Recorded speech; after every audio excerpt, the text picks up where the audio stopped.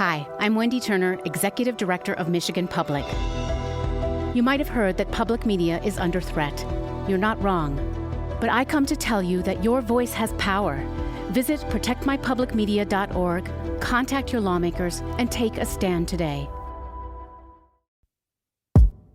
From Michigan Public, this is It's Just Politics. I'm Zoe Clark. And I'm Rick Pluta. We are less than 2 weeks away from Election Day. Voting is already happening, from early in-person voting starting in Detroit on Saturday and in East Lansing and Canton Township on Monday. More than 1 million returned absentee ballots. So on today's show, where things stand in the race for the White House, which runs right through Michigan. Hello to Michigan. We win Michigan, we win the whole ball game. It is so good to be back in Michigan. Plus, today we'll be looking at what we can glean from those early voting numbers and why Elon Musk is name-checking the state's Democratic Secretary of State.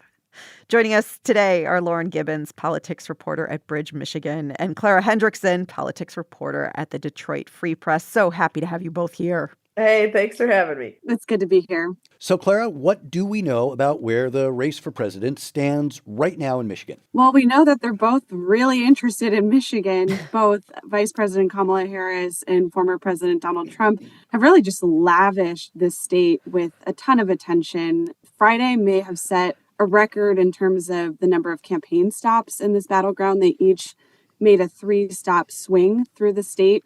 So certainly paying close attention to Michigan. It's going to be a tight race. At least that's what the polls are showing. I've been describing it as a coin toss. Of course, we'll always see whether the final outcome validates the polling methodology and how close it really ends up being.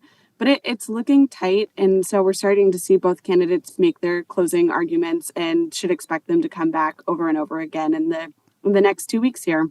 I was talking to John Selleck, political consultant, guest on It's Just Politics. He used to run statewide political campaigns. So, he knows Michigan and Michigan politics. Michigan is smack dab in the middle of what's going to decide this election. I don't know in my lifetime that we've seen this many visits, this many times, this close to the election. Lauren, Trump in Detroit last Friday, Harris in Grand Rapids, Lansing, Oakland County on Friday, again in Detroit on Saturday, in Birmingham Monday, back again next Saturday, J.D. Vance in Oakland County this week. What does where they're physically going tell us about who they're targeting? Yeah, that's a really interesting point and one that we have been trying to track as well. Certainly, there's a push to grab some of those suburban voters. I think, those Oakland County stops really tell you that they're paying attention to what happened in 2020, where a lot of these moderate or conservative-leaning voters ultimately ditched Trump and voted for Biden. So that's something we're really seeing. You're seeing a lot of stops in the Saginaw area, Detroit, obviously, on the Democratic side. Vice President Harris really would like to see high turnout in a very Democratic-leaning area, but Trump certainly sees some opportunities too. There's not really any hope to flip Detroit Republican, but at least get enough of an inroad that it could make a difference. As Clara said, it's a coin toss, and it feels very competitive on both sides. Both Republicans and Democrats have been telling me that they're excited about this election, excited about the prospects around the state in Michigan. So it feels very competitive.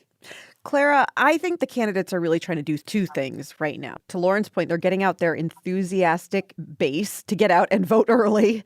But second, they're still in persuasion mode. We see Trump on all these podcasts geared sort of towards men and what we're assuming are sort of low propensity voters. Harris, particularly with her visits to Oakland County. Monday, just an event with former Republican Congresswoman Liz Cheney to suburban women. With less than 2 weeks to go now, is it too late to be persuading Michigan voters? That's a great question. I mean, just sort of taking a step back and looking at how these two campaigns have approached Michigan, something that I've just found really interesting. Lauren talked about the different geographic regions that the campaigns have focused on, but they've also taken a really different approach to their events. Trump has kind of appeared as a more traditional campaign barnstormer, holding Mm-hmm. public events and large rallies and these town halls that are functionally just Trump rallies.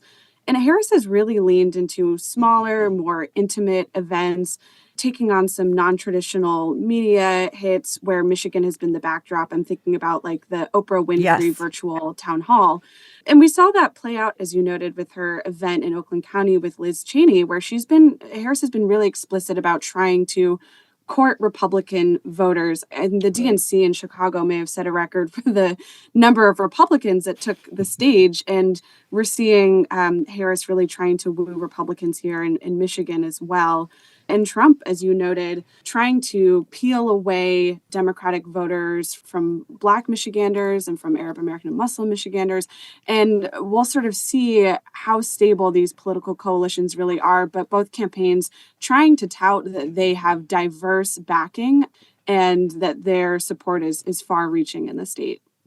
Lauren's idea of Democrats persuading moderate Republicans here in Michigan. Last week, we saw the second and final debate in the U.S. Senate race. Democratic Congresswoman Alyssa Slotkin, former Republican Congressman Mike Rogers.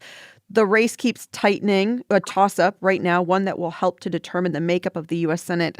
And I was really interested in a moment in the debate where Democrat Alyssa Slotkin was sort of talking directly to viewers and saying, if you are a Republican, you have a home in my campaign, you have a voice in my campaign. What do you make of both Slotkin and Harris starting to make that turn here in Michigan?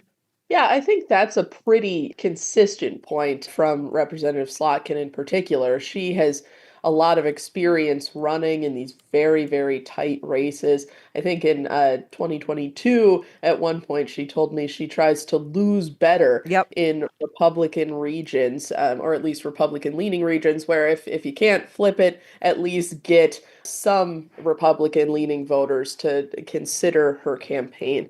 And so that's something that she's really taken statewide in this election cycle. And to that extent, Rogers has also been trying to lean into that as well. During his congressional tenure, he too was known as a kind of bipartisan operator, and is trying to lean into that. Although Slotkin and other Democratic allies have hit back and expressed concern about his pivot towards Trump and accepting that endorsement and running on Trump campaign during the primary. So that's a factor as well. But both of them are really trying to lay heavy on the bipartisan credentials in Congress.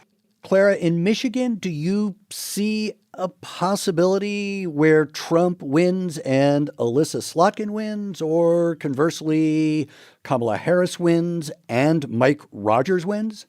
Absolutely to the first scenario. I'm not so sure about that second possibility, though. Slotkin seems to be pulling ahead of Harris in what we're seeing.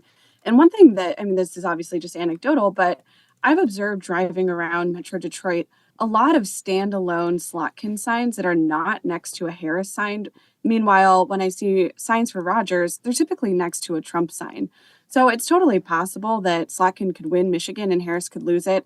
I'm not as convinced that there's a path for Rogers to win the state and Trump to lose it. That is Clara Hendrickson, politics reporter at the Detroit Free Press, and we're joined by Lauren Gibbons, politics reporter at Bridge, Michigan. I am Zoe Clark of It's Just Politics, here with Rick Pluta. So let's shift gears here to the votes that are already in Michigan. Lauren, what do we know so far about early in-person voting and absentee ballot returns? Yeah, so this is the first general election cycle where we're seeing that early voting option. And I think we've seen both in the primary elections and now we're starting to see some of those early returns. Early voting is an option that some voters are taking advantage of. It may take a few election cycles for people to get really into it, but we are seeing that absentee voting remains a hugely popular option for Michigan voters. Since no reason absentee voting was approved in 2018, a lot of voters are taking advantage of that option. And there have been recent election laws kind of streamlining that process, making it so if you register choose to be an absentee voter. You can do that without asking again and again each election cycle. So it's become a lot easier to be an absentee voter in Michigan. And so voting by mail has become a very popular option for voters around the state. So aside from these changes that were put into place over the years because of voters voting for different proposals to add to the Michigan Constitution, you recently wrote a piece about some of the new laws that the state legislature put into place. Quickly, just sort of give us a rundown of what some of those laws will mean come Election Day here in Michigan. Yeah, absolutely. And it is pretty complicated. The idea over time is to make it a lot easier for people to vote whichever path they choose to do so. So some of these recent laws included, I talked about kind of automatic absentee. If voters have previously qualified to be an absentee voter, they can do so again pretty easily. That absentee ballot will continue to come to you unless you choose it to stop. We've also seen in some of that legislation tracking of absentee ballots, which a lot of people were concerned about or wanted to know to make sure that their vote was counted. So you're seeing emails or calls to follow up to say, hey, your vote is in place. You're also seeing more regulation around drop boxes, some more requirements depending on population size of each city and how many drop boxes, how they're monitored, although some of those monitoring requirements will go into effect for older drop boxes the next election cycle. But for new drop boxes, they've got to be video monitored to make sure everything is above board. And there's a whole host more, but those are some of the changes that are designed to give people trust in the election process and also just know that their vote is going to the right place. And so, Clara, this really is, the ancient questions that Democrats say that voting should be more open and easier for more people to do versus Republicans who place a big concern on election security. How are we seeing these concerns play out in this election cycle? I think we're seeing them play out in the courts. It's been a clear pattern in recent years where elections have basically just become very litigious affairs. And we've seen the RNC file a number of lawsuits challenging various election procedures and laws in Michigan.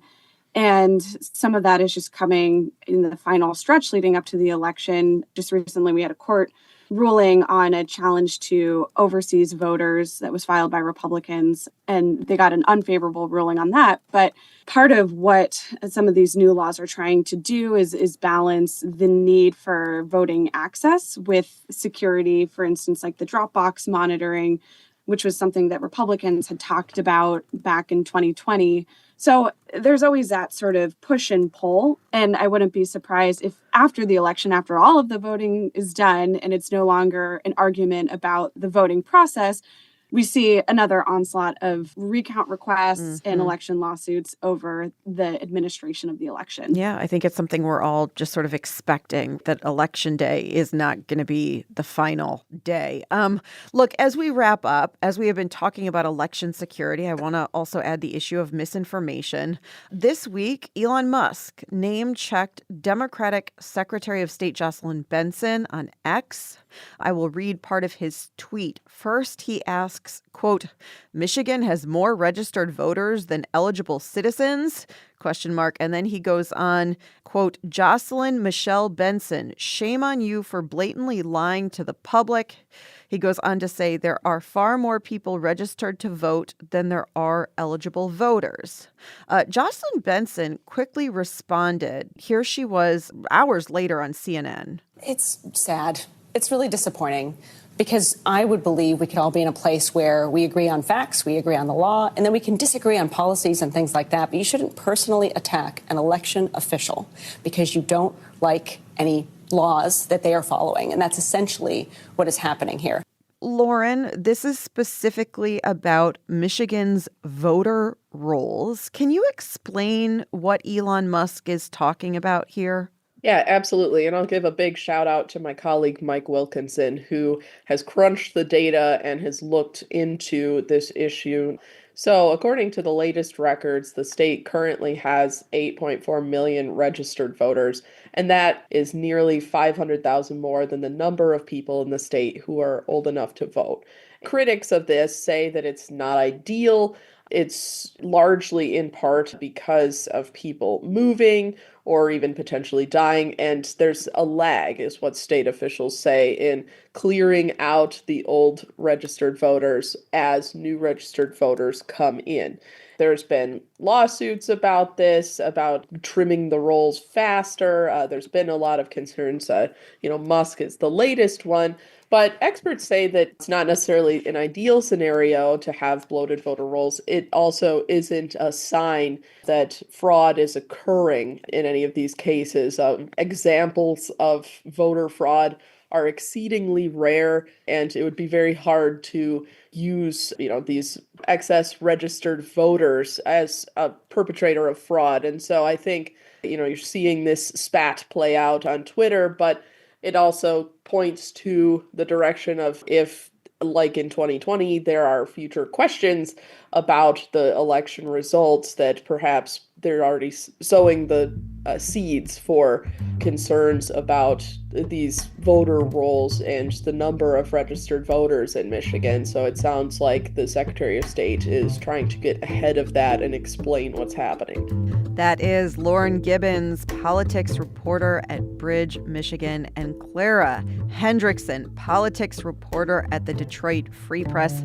Thank you for your time today, and just thank you for all of the work that you are doing. Just so appreciative. Thanks so much. Yeah, thanks for having us. And we will be sure to put a link to that story from Mike Wilkinson, all about Michigan's voter rolls, so that you can better understand the issue at hand. And finally, before we end, Rick, Michigan Supreme Court Chief Justice Elizabeth Clement raised some serious eyebrows this week when she endorsed a candidate in the race to fill an open seat on the court. Clement threw her support behind Democratic nominee Kimberly Thomas. Clement, who was first appointed by Republican Governor Rick Snyder and later nominated by a GOP convention, broke ranks when she declined to back GOP nominee Andrew Fink, a current Republican state representative.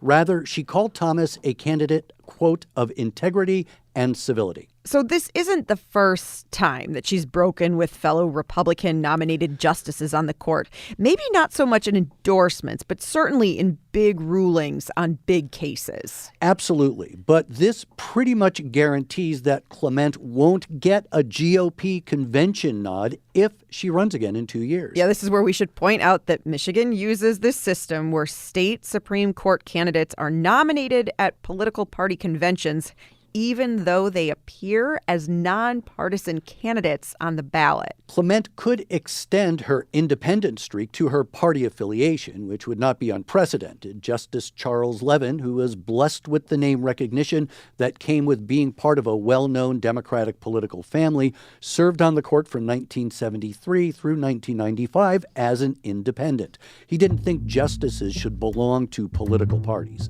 As an incumbent, Clement can self-nominate for re-election and would appear on the ballot as an independent. And you can get a better understanding of the current candidates running for state Supreme Court at the website michiganpublic.org.